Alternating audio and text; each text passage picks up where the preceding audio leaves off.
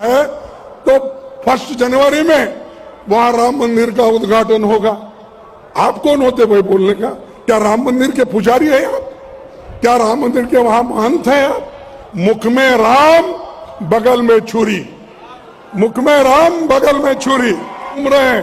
एक prime minister निकलता है तो 100 गाड़ियां उसके पीछे।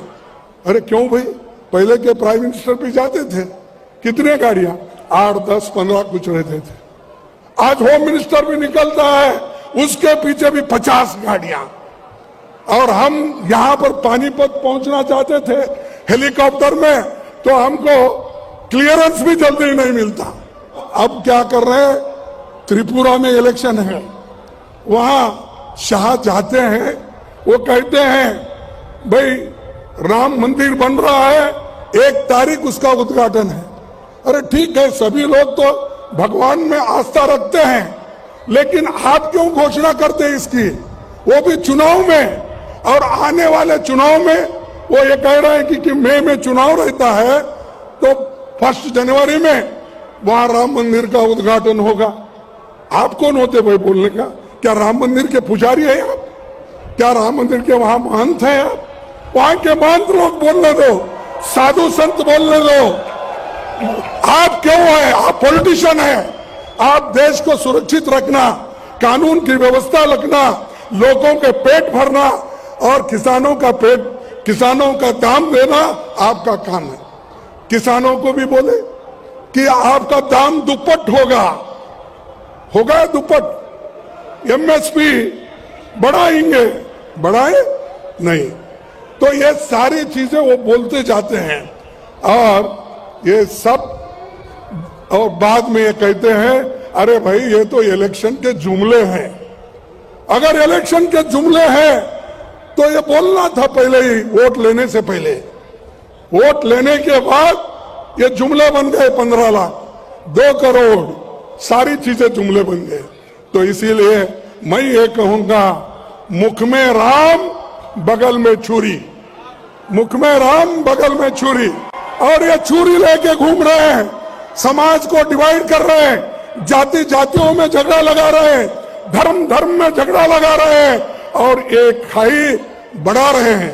जो डिवाइड कर रहे हैं, इसी के लिए राहुल गांधी जी इस खाई को दूर करने के लिए, जोड़ने के लिए वो इतनी पदयात्रा कर रहे हैं। ये है, ये वोटों के लिए नहीं है, ये वोटों के लिए नहीं है, ये देश के हित के लिए है, आपके हित के लिए है, किसानों के हित के लिए है, युवाओं के हित के लिए है, महिलाओं के हित के लिए है, दलितों के हित के लिए है। कि वो जो कर रहे हैं वो, लेकिन वो क्या कर रहे हैं?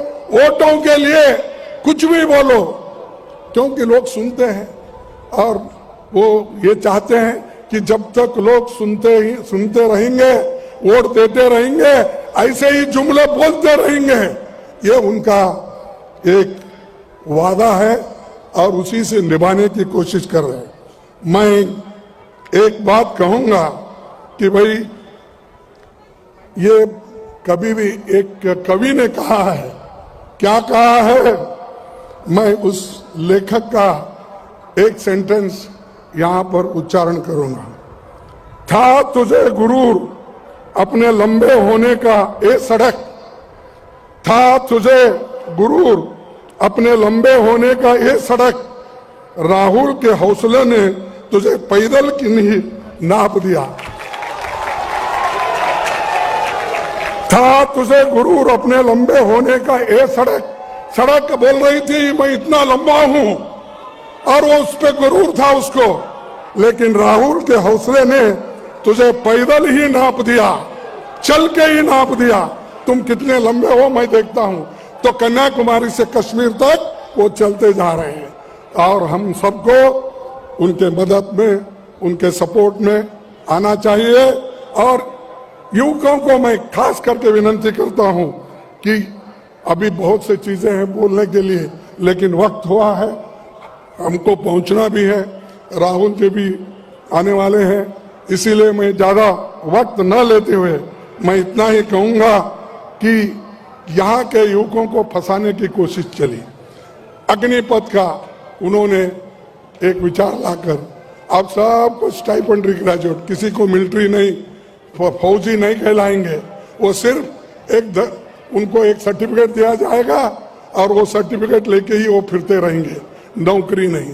30 लाख नौकरियां इस देश में खाली है, चाहे डिफेंस हो, चाहे स्कूल्स हो, चाहे कॉलेजेस हो, चाहे सिविल सर्विस में हो, 30 लाख। लेकिन मोदी जी नहीं देंगे, वो इसलिए नहीं देंगे, 30 लाख में से 15 लाख नौकरियां schedule caste, schedule tribe, backward class के लिए जाएंगे।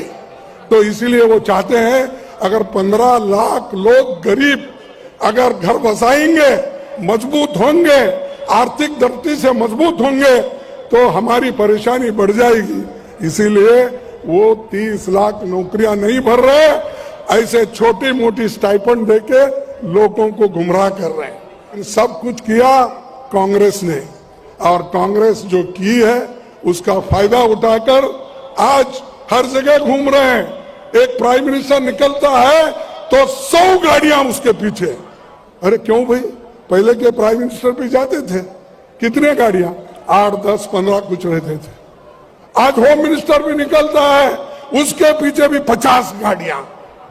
और हम यहां पर पानीपत पहुंचना चाहते थे हेलीकॉप्टर में, तो हमको क्लियरेंस भी जल्दी नहीं मिलता।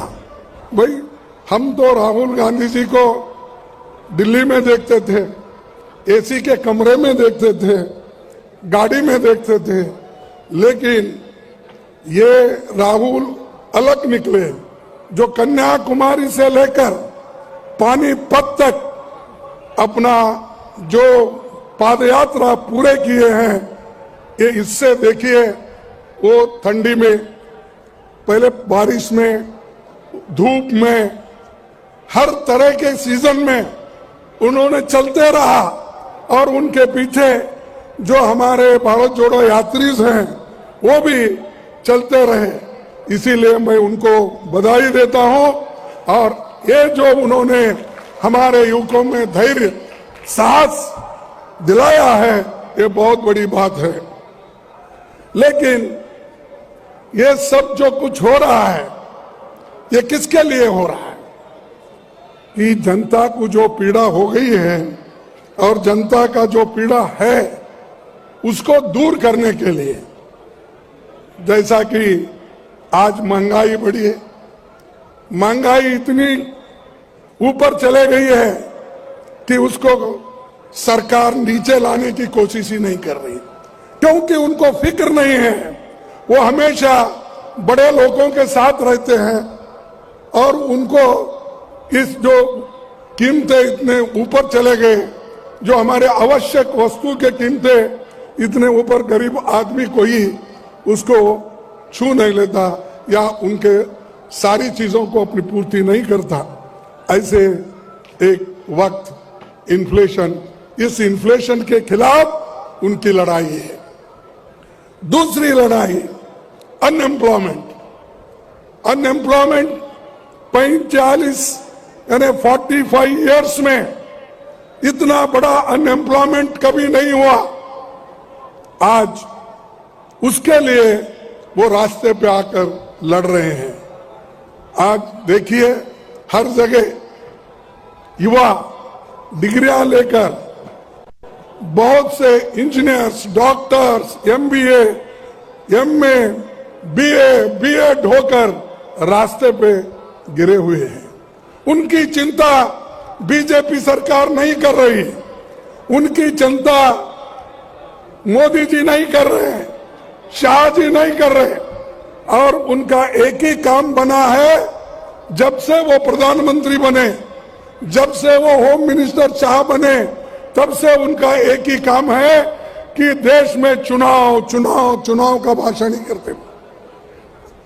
देश के बारे में उनका सोच कुछ नहीं है, युवकों के बारे में उनका सोच नहीं है, इन्फ्लेशन के बारे में उनका सोच नहीं, देश के आर्थिक परिस्थिति के बारे में उनका सोच नहीं है।